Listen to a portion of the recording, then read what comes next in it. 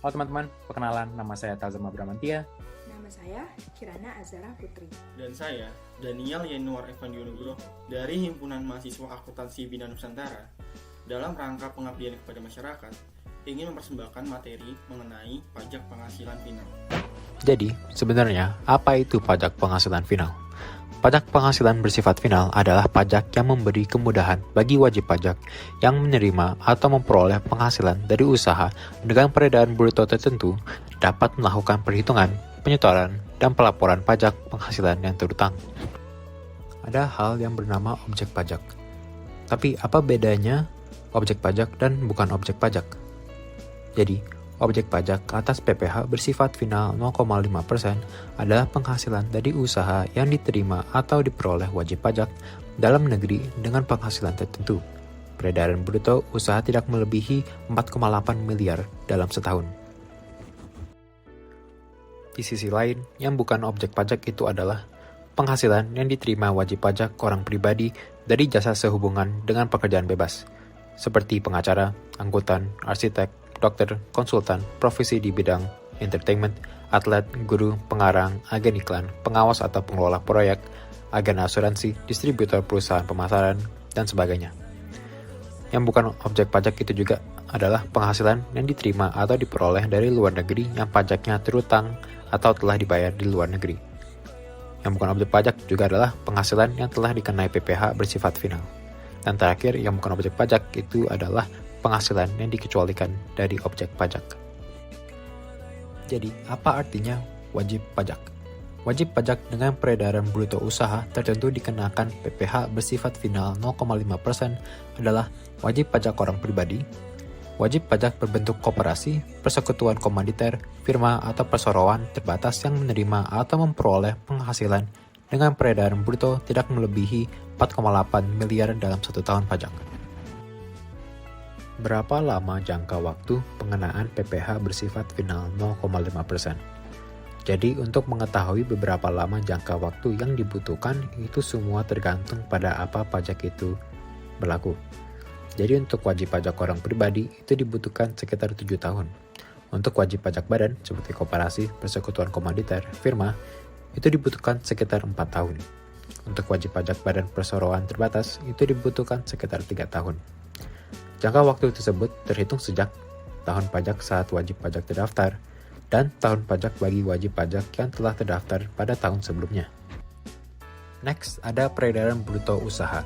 Jadi bagaimana PPh didasarkan sama peredaran bruto usaha? PPh final 0,5% didasarkan pada jumlah peredaran bruto usaha, yaitu tidak melebihi 4,8 miliar dalam 1 tahun pajak, dengan ketentuan berikut. Jumlah peredaran bruto dari tahun terakhir sebelum tahun pajak yang bersangkutan. Jumlah peredaran bruto merupakan penjualan bruto semua cabang. Jumlah peredaran bruto merupakan penggabungan peredaran bruto usaha suami dan istri apabila suami istri menghendaki perjanjian pemisahan harga dan penghasilan secara tertulis. Jumlah peredaran bruto tidak termasuk penghasilan dari jasa sehubungan dengan pekerjaan bebas. Jumlah peredaran bruto tidak termasuk penghasilan diterima atau diperoleh dari luar negeri yang pajaknya telah dibayar atau terutang di luar negeri. Jumlah peredaran bruto tidak termasuk penghasilan yang telah dikenai PPh bersifat final. Jumlah peredaran bruto tidak termasuk penghasilan yang dikecualikan sebagai objek pajak. Dan selanjutnya. Next adalah tarif dan dasar pengenaan pajak. Tarif pajak bagi wajib pajak yang memiliki peredaran bruto tertentu adalah 0,5%. Dasar pengenaan pajak yang digunakan untuk menghitung PPh final 0,5% adalah peredaran bruto usaha setiap bulan yang merupakan imbalan atau nilai berupa uang atau nilai uang yang diterima atau diperoleh dari usaha sebulan sebelum dikurangi potongan penjualan, potongan tunai, dan atau potongan sejenis. Next adalah tata cara penyetoran dan pelaporan. Ini dibagi menjadi 2. Yang pertama adalah penyetoran dan pelaporan pajak oleh wajib pajak sendiri. Dan yang kedua adalah penyetoran dan pelaporan pajak melalui pemotongan atau pemungutan oleh pemungut atau pemotong. Untuk penyetoran dan pelaporan pajak oleh wajib pajak sendiri, 1. Penyetoran atau pelunasan atau pembayaran dilakukan setiap bulan sebesar 0,5% dikali peredaran bruto sebulan. Yang kedua, penyetoran dilakukan pada setiap tempat usaha. Ketiga, penyetoran dilakukan setiap bulan, paling lambat tanggal 15 bulan berikutnya setelah masa pajak berakhir. Keempat, pelaporan pajak dilakukan dengan menyampaikan SPT masa PPh paling lambat 20 hari setelah masa pajak berakhir. Kelima, wajib pajak orang pribadi atau badan akan melaporkan PPh tahunan pada setiap tahun dengan menyampaikan SPT tahunan PPh ke kantor pelayanan pajak dan selanjutnya.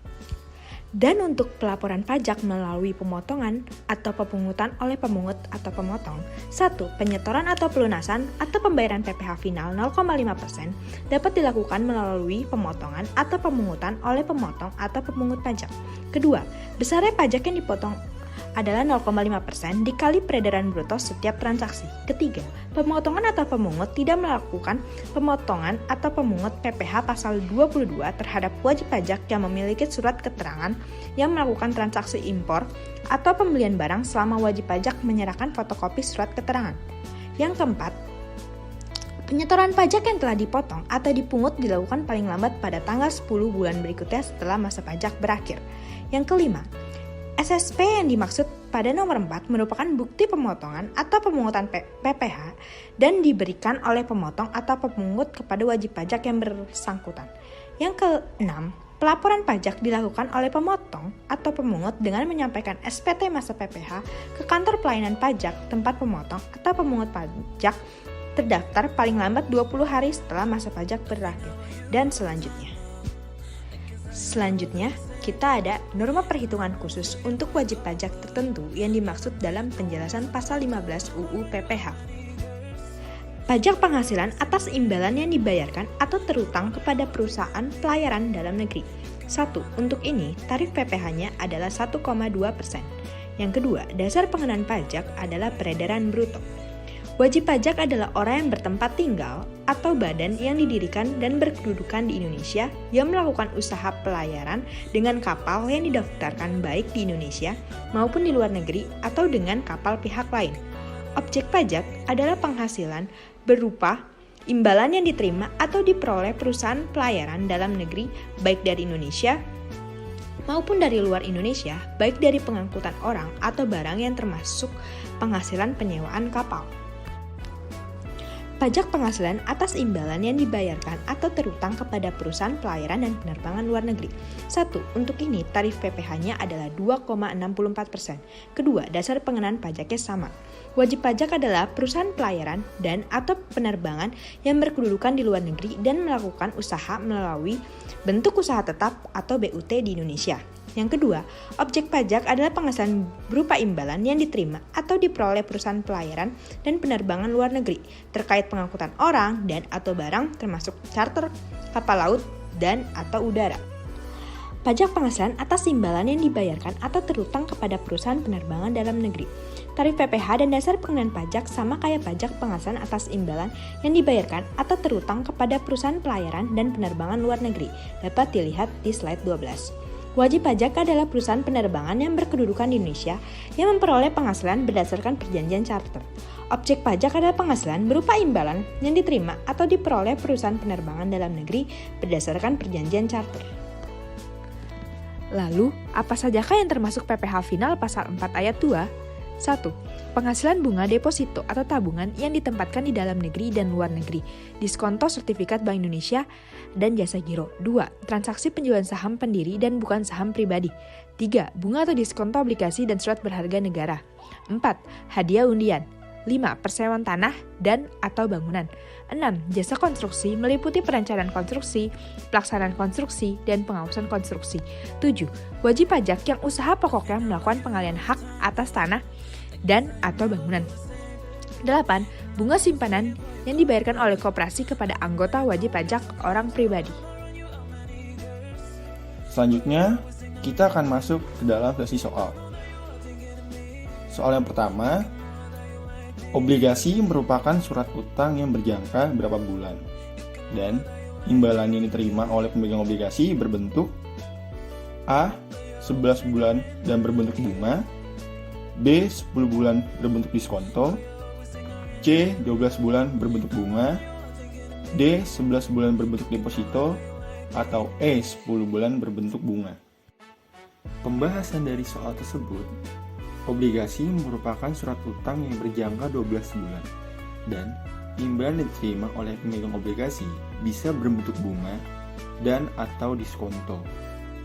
Soal berikutnya, pemotongan PPh atas bunga obligasi tidak berlaku apabila penerima obligasi adalah A. Wajib pajak dana pensiun, B. Wajib pajak reksadana, C. Wajib pajak luar negeri, D. Wajib pajak dalam negeri, atau E. Badan usaha tetap.